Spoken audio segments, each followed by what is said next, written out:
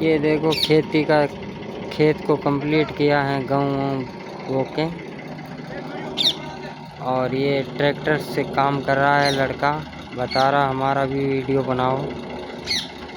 और ये सब खेतों की बुआई, इस खेत में भी बुआई चल रही है, इसमें भी चल रही हैं, यहाँ सभी जगह चल रही हैं।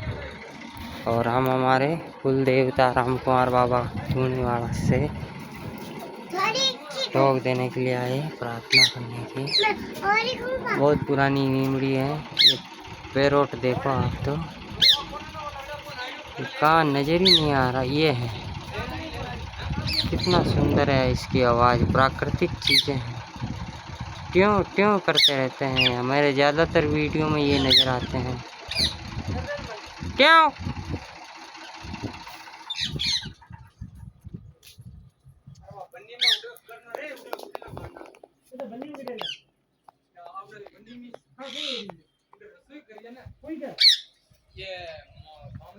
थोड़ा हाउ करिए मारी के चल